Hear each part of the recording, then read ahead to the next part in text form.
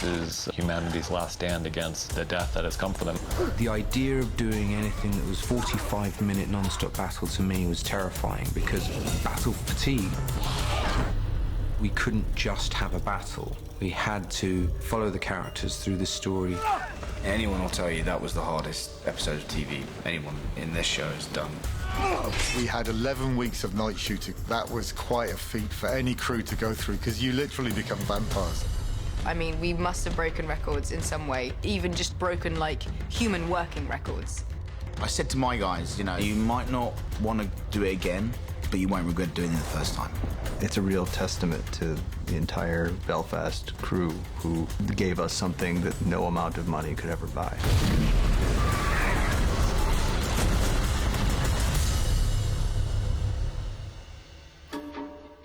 We've been building towards this for so long now. You think back to the very beginning of the very first episode, and it's Beyond the Wall, where the White Walkers are stalking a group of Rangers.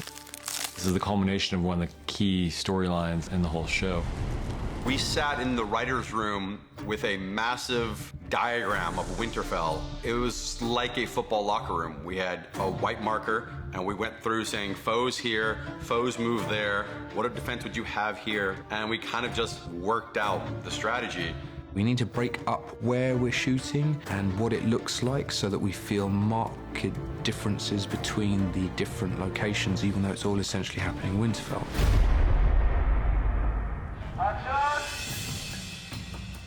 We've never been in anything but a pretty small fraction of Winterfell. We knew that, especially for episode 803, we were going to need a lot more Winterfell than we've ever had before, because the entire episode takes place in Winterfell, and you have 19 or 20 principal characters all involved in a very chaotic situation. Deb knew she needed to at least double the size of Winterfell. We needed to create a different gate. We needed to feel like, as the script dictated, that Winterfell was surrounded. The main consideration for Winterfell was just to make it much more visual, to fill the frame better. This has been not the case with the entire series. It has grown from this kind of small event into this massive thing that is reflected in the story. You can't expect the set to look the way it's necessarily described in the script. There's a certain amount you have to fill in with your imagination. They filled it all in for us. In David Nutter's words, he was, in the early episodes, building Winterfell up so Miguel could knock it down.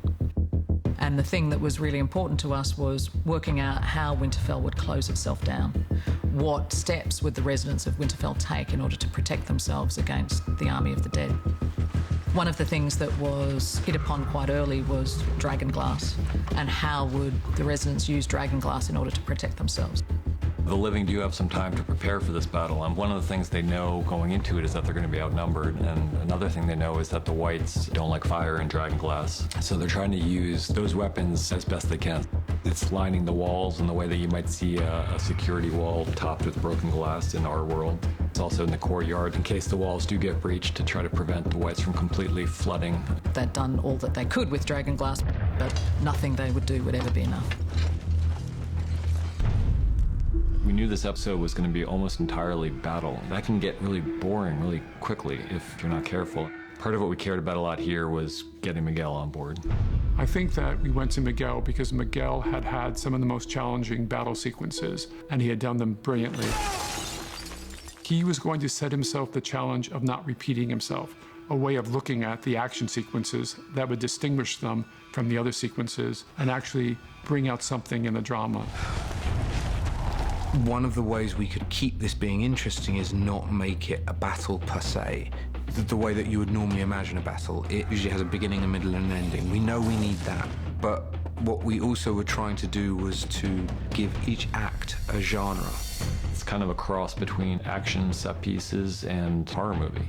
Fairly early on, I had a good idea of what I wanted it to be, because obviously the tricky thing with Act 3 is it's all at night time. And we kind of developed the idea of, playing a lot in darkness, seeing less and hearing and feeling more than necessarily seeing it. And this is just my own personal feeling. I didn't find the Whites scary anymore. They're the monster, so in a way you need them to be scary, and we need them to not just be zombies, and we need them to feel like they're something other. From that emerged this idea, firstly, of What if we don't see them until they actually are right in front of us? The only way we could think to do that is I thought of the horror movie convention of if you're in a haunted house in the middle of nowhere and the only light that emanates from that field is that house itself and everything else drops into darkness, it makes what would by day be just another meadow or town or whatever it is, it gives it an ominous feeling. Having a steep drop off into darkness where we would not be able to see the scale of the army that was coming in to attack us emerged out of that. I think it's the first 20 minutes. You don't get to see the monster at all you do is hear them. And I think for me that was one of the most scary ideas, because what if it didn't work?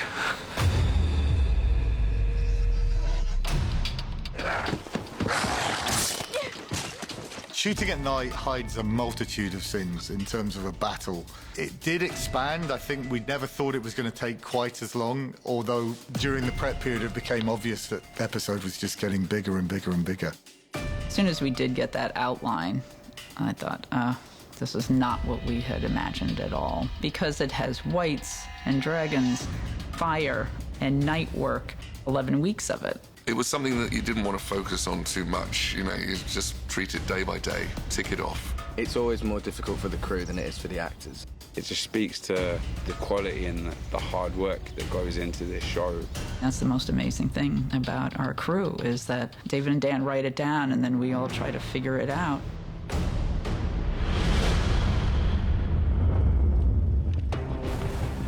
The scene that I've seen it many, many times, but as we get more finished shots, it really gives me a tingle, is when the Dothraki and Jorah first charge into the darkness and the big trebuchets are firing. From a set deck perspective, we were involved with the catapults and trebuchets with armory. So Tommy provided a couple of practical trebuchets, and then we had 3 or 4 made that were background ones. The trebuchet is a very, very large centrifugal throwing arms. I like to build everything that is practical and we can actually get the projectile to fire. We went about maybe 30 meters, which is a good distance. Not in the historical reference, it'd be a waste of time. That wouldn't get you very far. But the fact that it still throw the projectile, it would still do all the action and everything could be done in camera. Once it left the trebuchet, then obviously visual effects would take over. The more real stuff you can have in the frame, and the less you have to lean on your facilities or your visual effects houses to give you digital things or CG elements, CG flame, CG mist, CG smoke, the better off you are. Over the 11-week period, that's a lot of smoke, a lot of changes in weather, a lot of equipment, a lot of crew to cover all of that. We had multiple wind machines, which we had to move every shot. We had multiple smoke machines, which we also had to move from every shot, every setup. Along with the snow as well, we had foam snow, we had paper snow, we had handheld snow guns, we had all sorts of things, just trying to surround every part of the action. The fog of war sequence, the whole point is nobody knows where anybody is.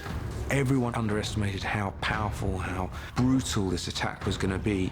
They lasted a fraction of the time they thought they were going to last. All of these are reasons for us to feel the chaos of that particular moment. My goodness, it was overwhelming. You're on this huge set.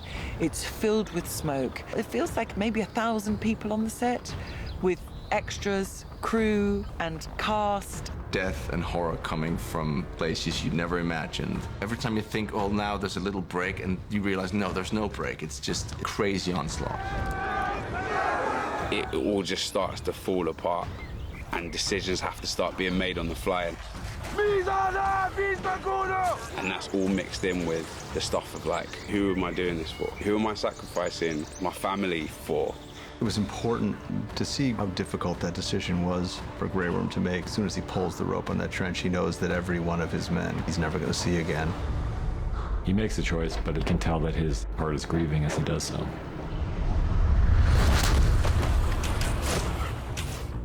To read the word trench on the page doesn't sound like anything, but it took such a lot of work to try and resolve it to a point that it was a convincing method of defence. Originally, it was planned at 50 feet outside the Winterfell main gate. I think it ended up more like 80 feet. And that was a big job between art department and special effects, so it was us and Sam's team. The complicated process of the trenches began with the concept of it being a first line of defence. Therefore, it had to be, impressive, had to be very big because of hundreds of thousands of whites attacking. We can't have real logs in there because it's burning pretty much every night for 6 weeks. It has to be a steel thing, come up with a technique for igniting all these troughs, so you have a nice wave of fire igniters. We put 5 different cameras on it because we knew we were only going to be able to do this a couple of times just because of the nature of it. And we'd figured out where all those 5 different cameras would need to be, and the special effects team did a great job of sort of getting that thing to light up. We'd sync the camera move to exactly the speed of how it was going to light up, and it worked really well.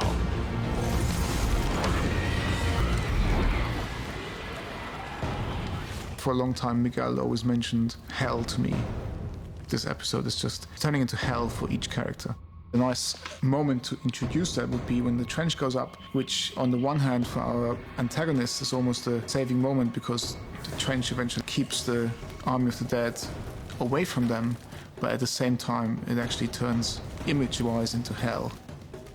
We wanted them to feel, and at least in that moment, maybe this is all going to work out. Maybe things are all going to be okay. Those kinds of moments, those moments of hope, help emotionally shape the episode because it gives it somewhere to go when the hope is thwarted and things go the wrong way. And we thought that would help us with the episode as a whole, in addition to providing us with a visually memorable moment.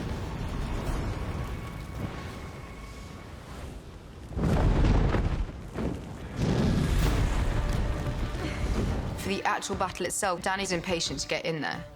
She's like gunning for a fight. She's ready to take this guy down. She's a fierce warrior, although you don't really see a lot of hand-to-hand combat with her, and she knows how to fight to the death, especially at this point. There's a lot of anger. She's got all of that in her to put into this fight, so it's not just the matter at hand, but I think because of everything on an emotional level that's gone on, she's able to go into her cold-blooded side.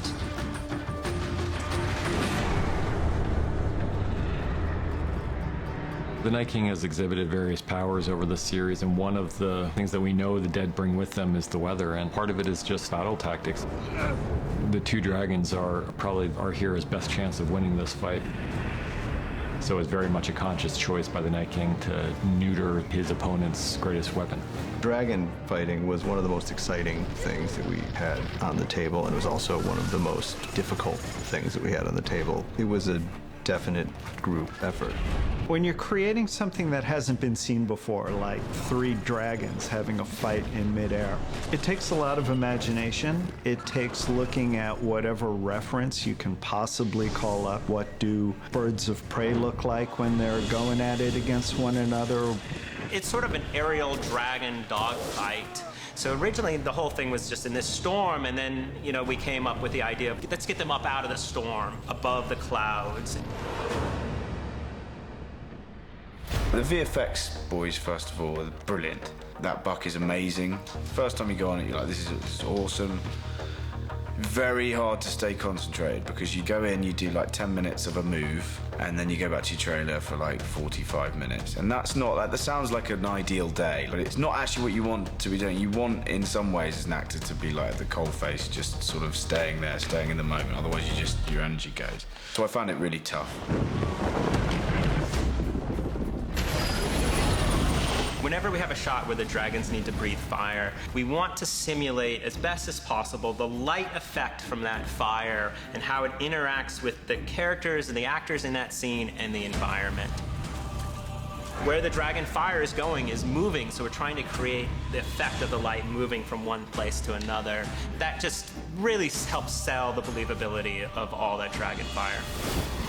We had the big flamethrower on the spider cam on stage that was shooting 40 feet of fire as fast as we could do it.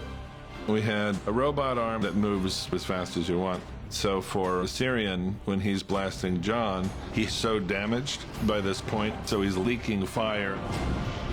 We actually did laser cuts from the digital model of those openings, and then bronze casts were made and then fitted with fire jets, so that the fire would interact with those surfaces properly, and then that was put onto this robot with the quick arm, and then the camera was also on a motion control rig too. And then we had a fire rig on the Techno crane on the stage in our element shooting. And we had, it was either 6 or 8 weeks of solid element shooting.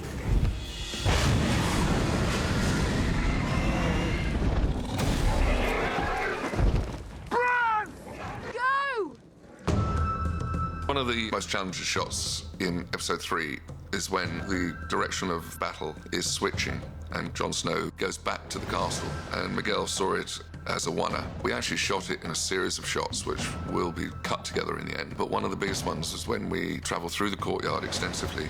Kid's very aware of the camera, and he's very good at finding his marks and finding different positions that are required. I had to always keep track of where I was in the fight, who I was following, what I was doing. It felt much more complicated than the battles. We needed Jon to make his way through a courtyard and bear witness to all of the characters that we know and we care about, that he knows and he cares about, dying, essentially being overwhelmed, and for him to have to stay on track, to know that the reason he's there is to get the Night King and that humanity depends on that choice. It wasn't so much about showing any single storyline as it was getting the sense of them all mixed into this chaos together and thinking that the chaos was going to wash over them and consume them. It's physically challenging, it's physically demanding. I mean, we were shooting a scene that, I probably never looked cooler in my entire life. I was stood upon a pile of bodies, fending off whites. And the funny thing was that we said to the stunt guys, and there were like about 15 of them attacking me at the same time, and they said, if you manage to get me down, take me down. I had to fight for real. And it was extremely intense and extremely exhausting. I saw some of the footage and I think it looks real because it is real.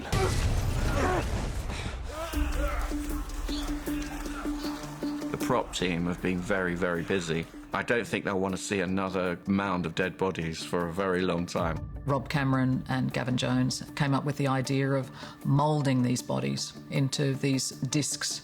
So, the on-set crew would be able to pick the discs up, move them around, and each disc would have maybe 5 bodies sort of moulded onto it. That was a piece of genius, really, and allowed us to get through the season with much greater efficiency, a much less painful sort of process in order to build up the feeling of the war dead in a way that we hadn't been able to achieve before. Another challenge is that we not only build these massive sets, but nothing stayed the same. Every night the team would meet, and tomorrow this is what has to happen. What has to be snowed, what has to be cleared, what dead bodies do we have, which dead bodies do we have, are they fresh dead? We knew that in the episode that at some point the Night King was going to resurrect the dead. But in doing so, there's obviously all the cadavers and bodies which are in these tombs in the crypt, which would rise as well at the same time. Nobody thought of that. He's bringing all the dead people back to life, and they put the women and children in a crypt with all the dead people. For us, that was exciting because it was going to be a brand new challenge. We referenced ancient mummies, we looked at corpses and skeletal figures. It was scary because all the stunt guys that play the dead guys, they're in full brilliant makeup and they're around dark corners. You don't fully know where they're all coming from. Shooting in the crypt was a lot of fun, actually. It was the first for me seeing White Walkers. The whole action was really fun because I never get to do any action. We were running around, Tyrion and I. We felt like action stars, even though we probably ran like 5 meters. That's not a set. That place really exists. It's terrifying down there. So it's kind of great. You have all this epic battle going on upstairs, and then this genuine, horror movie down below. It was one of the scariest days of my life. Winterfell is kind of the home for the show, and one of the things that always struck us as a horrific aspect of this is that these hallways and rooms where we spend a lot of good times with characters that we care about has now become a horror set because it's been invaded by undead. We couldn't imagine a better protagonist for that horror sequence than Arya. Partly because we care about her so much, but partly because she's the one in the midst of it. We pick her up after being hit and taking the fall and running off. She's in a really bad way and in a lot of pain. And I guess what I was trying to play was like trying to play the drive to keep on and keep pushing on and keep going, but also this insane fear of like, what have I got myself into? What am I doing? So the library in Winterfell was something that I was very excited about designing. That was heavily influenced by the director Miguel Sapochnik, who wanted to have a, two-tiered room where the whites could look down. He really wanted to be creating almost like a horror movie in there as well, to be able to build the suspense, to be able to go inside from shadow to light, and to be able to pace her around that room. I took Maisie in there, and we were going to have 9 whites or something in there, and I gave them all a path, and then I told her she had to make her way through it without being seen.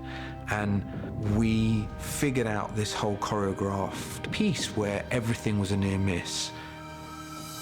Usually every time that I've been running as Arya, I've been very focused and like head down, like running as fast as I can. And for this one, it was more of a like desperate scramble through the corridors and not being able to think clearly enough to make a plan until she's saved by Beric.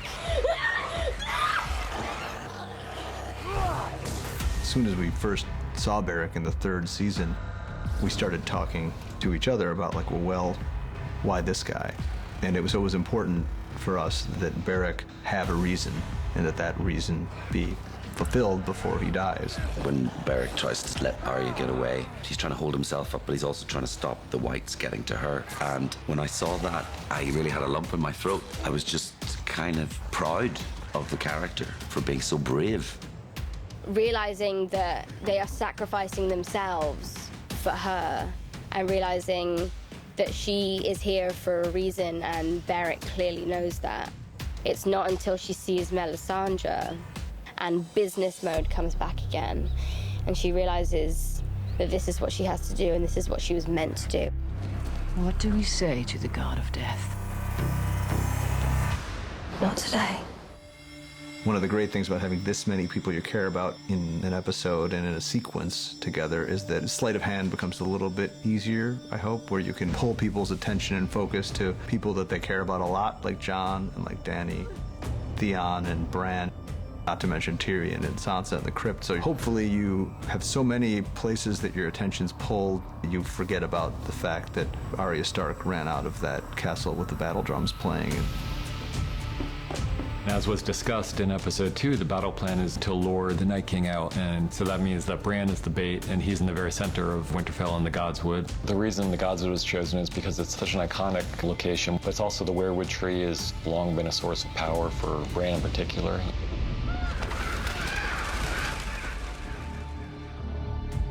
Just when you think that it's all over, and just when you think that Jon Snow's gonna be the hero again, Arya appears through the mist. Shooting that was tedious, but so great to be able to perform all these different beats within maybe like 2 seconds of footage. She does jump out of nowhere, and that's a wire rig. It's a wire rig we did on the location, but the location wasn't ideal. It was really hard to get a crane in there, and we've obviously got the weirwood tree, which is basically condemned. It's all held together with wires. So it was tricky to do it there, and we did a version of it there, but then we had to redo it because it didn't have the ability to control it as much as we'd hoped, and it needed to be a real boom out of nowhere moment. We did a lot of just testing, her flying through the air, making it look exactly how they wanted it to in the shot. And so my role in that was doing just all the testing for it. And then by the time we got that dialed in, we brought Maisie in to do a few jumps, and once she felt comfortable, she was in costume and did that on the day. Maisie does almost all this stuff on her own. She has an excellent stunt woman for the dangerous stuff, but most of it's actually Maisie. And learning how to do these various tricks with the knife and learning how to flip the knife from one hand to the other. Once we saw how well she could do it in that moment with Brienne, we thought this is the way it's going to end against the Night King. I'm really proud of myself. I'm proud of everyone. I'm proud of the work that was put in, and I'm grateful that it was me and not Kit. I was pissed that it wasn't me killing the Night King. I would have given you I'd have bet you thousands. I think it's probably 3 years now or something we've known that it was going to be Arya who delivers that fatal blow to the exact spot where the Child of the Forest put the Dragonglass blade to create the Night King, and he is uncreated by the Valyrian steel. That's such a nice little full circle thing as well, that that's the knife that was destined to kill Bran, and here it is saving him. He's the king on the chessboard, and when the king is toppled, the game is over. It doesn't matter how many pieces you have left. And so we wanted to show that, and we wanted to see where each of our characters were in these moments. So it's kind of radiating outwards from the Godswood. At the end of that whole fight, there's this moment, and then they all drop.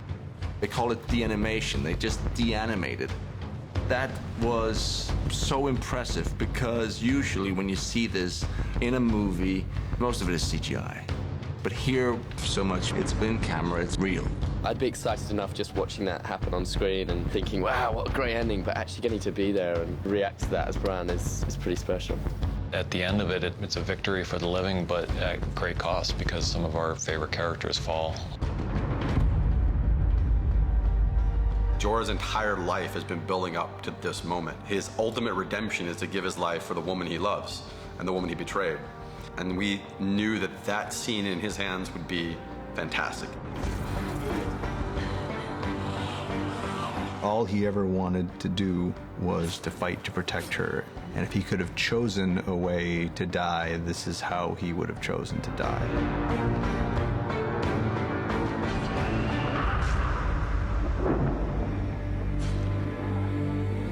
My favorite scene to shoot was my demise. When I read it, I just thought, yeah, of course, of course. Holding him for the first time, she finally sees what she has closed her eyes to this whole time. And it's too late.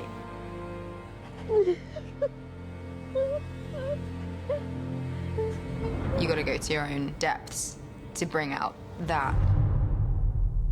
It's really hard to fake that kind of pure grief like that, and Emilia just really brought it in those moments. I think part of it was because she and Ian have been working together for so long, and it's all coming to an end. We've been with these characters for so many years. We've been like to hell and back with them. It gets to a point where like it sounds crazy, but it's not a huge amount of acting.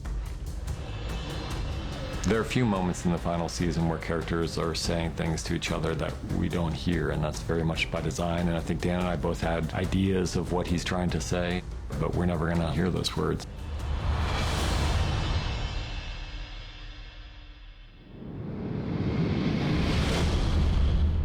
We knew that episode 3 was pretty much an episode-long battle sequence. And we certainly felt exhausted by the time we were done, but that is sort of the idea of the entire episode, that you're in it with these people and you're in an impossible situation with these people. And by the end, you should feel some small fraction of the exhaustion that they feel after having endured this experience. By the end, for Grey Worm, and I think for a lot of the characters, it's just exhaustion on a different level. I loved every second of that. The torture and the brutality and the horror that you see in our faces is real. It was hard and it was bloody, and I must say that I'm impressed that we made it happen. Kudos to the crew. I don't think I've seen people work as hard as they have. Like, it's amazing the work they have done. I mean, it's a cliche, but it really couldn't have been done without them. I've said it before, I will say it again. We have the hardest working crew in the industry, full stop. At the helm of it, we have Miguel, who is extraordinary at shaping these incredible action sequences. Without him, that whole episode would have just crumbled. It never would have got done. There were so many people involved in this, and there was so much thought that went into every single section. You know, it physically hurt to make that show. In television, this has probably never been done before, and it's probably never going to get done again.